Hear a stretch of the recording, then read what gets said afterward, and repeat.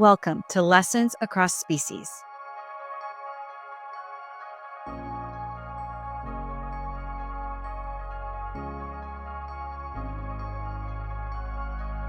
want to tell you about a photograph. I was sitting at a keynote at the AVMA conference. Dr. Mark Penny, the vice president of Disney Parks Experience and Products, and he put up a photo on the screen that made me lean over to the colleague next to me and say out loud in a room full of veterinarians, I'm not sure I would feel comfortable doing that.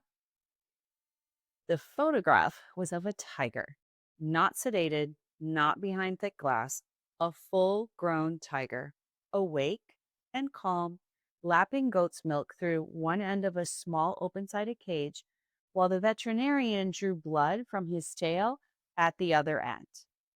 My colleague looked at the same photo and felt exactly what I felt. Amazing. And also, no thank you. But that image would not leave me because what I was looking at was not a trick. It was not showmanship. It was the result of someone taking the time, a lot of time, to teach that tiger what care would feel like before care was needed. The goat's milk was not a bribe. It was a conversation, a shared language built over hundreds of repetitions until the tiger understood this is safe, this is predictable, and something good comes from staying still. I kept thinking about that tiger for the rest of the conference. And then I started thinking about French bulldogs. Mhm. If you want to understand what the absence of preparation looks like, spend a day in a veterinary hospital with a Frenchie who has never been taught to accept handling. We have several. I love them. They are also some of the most difficult appointments we manage, unfortunately. Here is what that visit actually looks like. The dog arrives already terrified.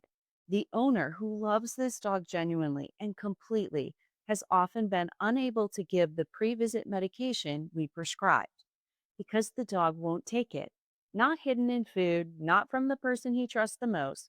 So he arrives full of anxiety, no chemical help on board, remembering every previous visit, and he's prepared to fight. We cannot muzzle him. That flat face makes it almost impossible. So we place an e-collar around him. He's lunging, he's panicking, which is exactly as stressful as it sounds for everyone in the room, including the dog. Then an injection to start sedation while someone holds him wrapped in a blanket so nobody gets hurt. Then we wait. Then finally, he's sedated. We move as fast as we can through everything we need to do exam, nails, ears, whatever brought him in.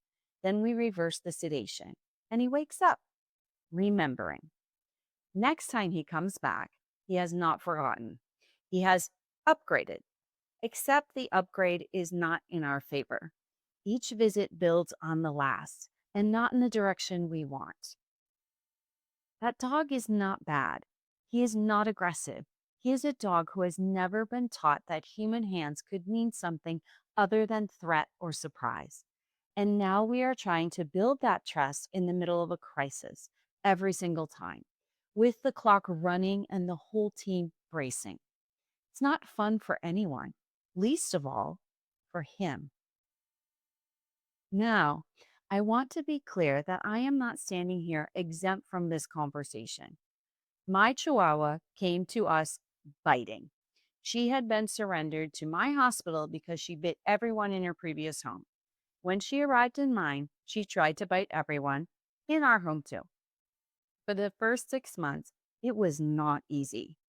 She wanted to keep doing what she had always worked for her, which was biting. She created distance. Distance felt safe. That was her whole operating system.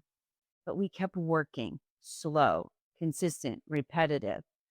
Touch predicts good things. Stillness predicts good things. We build the language from scratch. 6 months later, she was a different dog. Not a different personality. Still a Chihuahua. Still opinionated. Still absolutely certain she was the most important creature in any room she entered. But cooperative. accepting a full exam, mouth, ears, nails, temperature, blood draw, all of it. 6 months of work to undo 6 months of learned behavior. It took exactly as long to fix as it took to build. The only reason it got fixed is because someone decided that the investment was worth making. Here is the line I find myself saying to clients more and more: love is not preparation. A pet can be deeply, genuinely loved and still be completely unprepared for the world they live in. They can sleep in bed, eat the best food, have an Instagram account, and a whole wardrobe, and still have no idea how to cooperate with basic care. Still panic at the vet, still bite when touched, still fall apart when the routine changes. That is not a character flaw in a pet. It is a gap in communication. And I also tell clients this: love comes in many forms, and not all of them actually serve the animal. Some people love their pets with food. Those pets are overweight. Some people love their pets with constant attention and zero structure. Those pets have anxiety and behavior problems because they have never learned to tolerate frustration or exist independently. And some people love their pets by doing the work, the repetitive, unglamorous, sometimes frustrating work of teaching an animal what is safe, what is expected, and what comes next. That last one, it is the hardest form of love to sell. Does not feel like love in the moment. It feels like discipline. It feels like saying no. It feels like holding up boundary when a dog is staring at you with those eyes. Children thrive with structure. They need it. They feel safer with it. So do animals. Not because structure means control for its own sake, but because a clear, consistent environment tells an animal that someone is paying attention. Someone is in charge. They do not have to figure it out alone. That is not dominance, that is leadership, and is one of the most practical things you can offer your animal you love.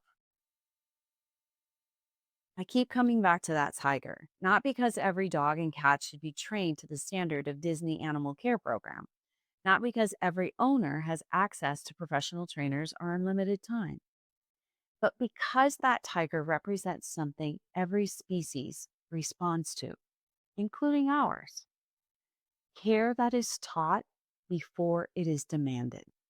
A keeper with goat's milk, a veterinary team that waited for the right moment, a powerful animal choosing stillness because the relationship had been built long before the needle appeared.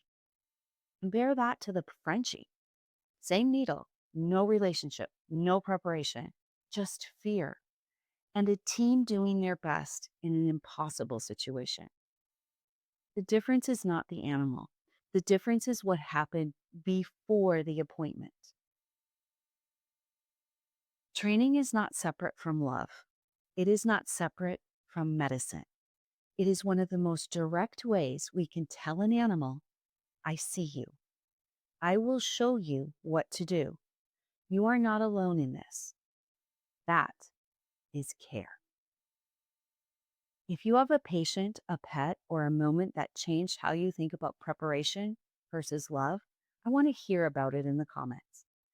And if this reframes something for you, subscribe for more. New essays every week on Substack. The link is below.